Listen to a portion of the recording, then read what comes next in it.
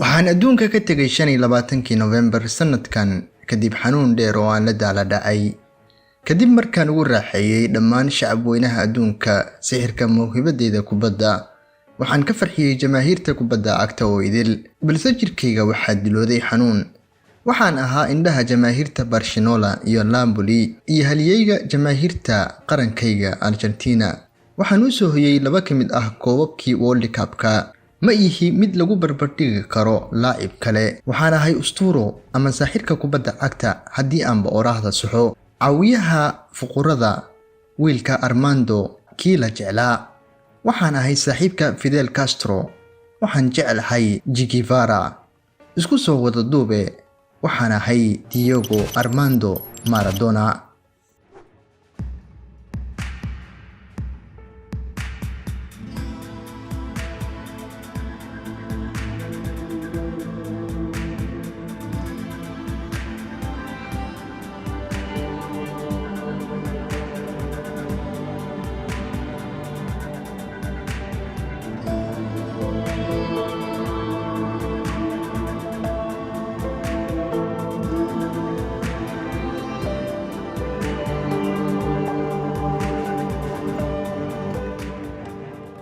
dhalashadii ustuurada waxa uu dhashay ustuurada Maradona 30 Oktoobar 1960 waxaana uu dhashay qoys sabool ah oo ku nool Villa Fiorito oo raacsan Buenos Aires waxayna ka kooban yihiin qoyskiisu 8 walaalo ah oo uu kan shanaad yahay iyadoo duruufaha noloshu adag yihiin macadalik waxa uu Diego ku soo barbaaray nolol daal iyo dadaal fara badan ay ku hareeraysan tahay abaha Diego Maradona ayaa waxa uu keenay hadiyad ahaan kubadda cagta asagoo jira 3 sano oo kaliya waxayna kubaddu u noqotay balwad uusan din karin markii uu 10 jirsadayna waxa uu aabihiis ku daray kooxda Los Zipolitas kaas oo raacsan kooxda Argentina Juniors halkaas oo guulo cajiib ah hoostaba joog ah ka soo hoyay waxaana aakhirkii loo gudbiyay kooxda ka ciyaarta heerka koowaad ee qaranka maalintii ugu horeysay waa 20 Oktoobar 1976 waxay ahayd ciyaartii ugu horeysay ee uu ka soo muuqday garoomada caalamka isagoo xiran shaarka Argentinos Juniors waa isaga oo 16 sano gaarin waxa uu la ciyaaray kooxda Argentinos Juniors muddo xileed dhan 6 sano oo kaliya waxa uu dhaliyay 115 gool kulamo dhan 167 kulan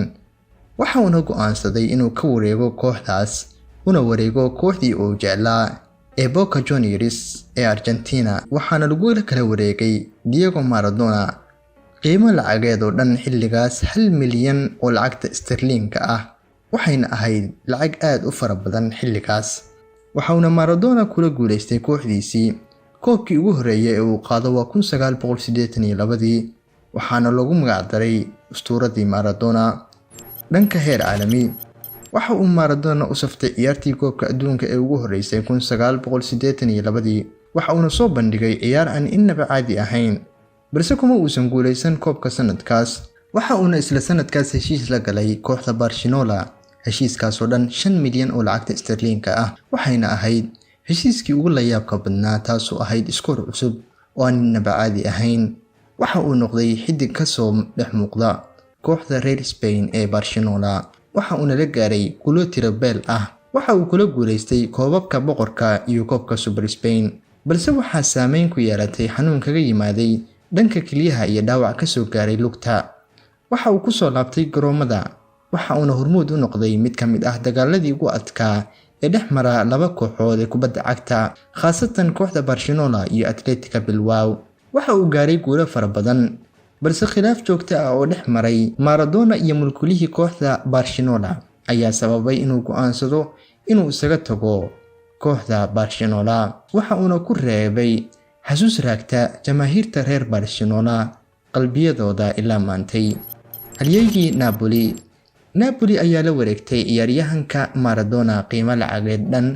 6.8 milyan oo sterling ah sanadku markuu ahaa 1984 inkastoo uu naadiga Napoli haystay dhibaato weyn xilli ciyaareedkii ugu horeeyay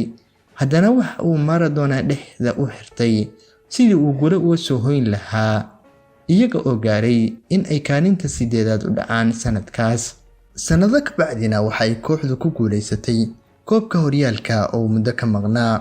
isaga oo guushaasna horseeday. 2 sano ka bacdina waxa uu sidoo kale ku guuleystay mar kale isla koobkaas.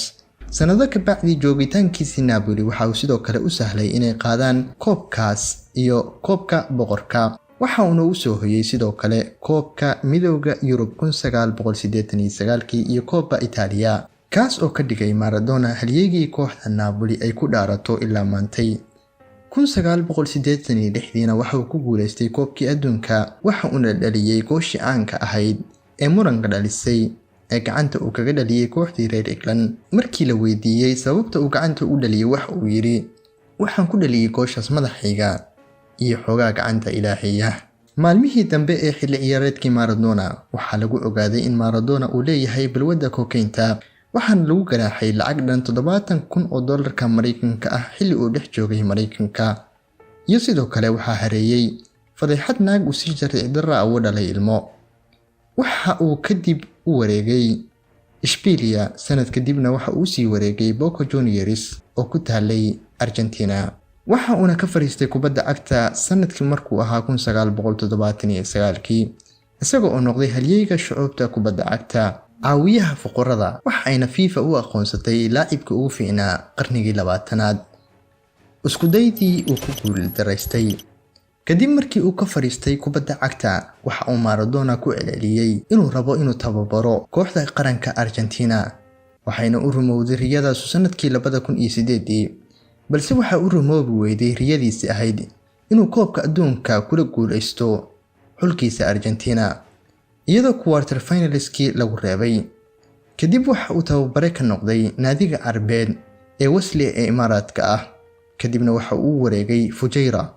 kooxdii ugu dambeysay uu tababare u noqdana waxay ahayd Dorado Zanaharo ee Mexicaanka ahayd.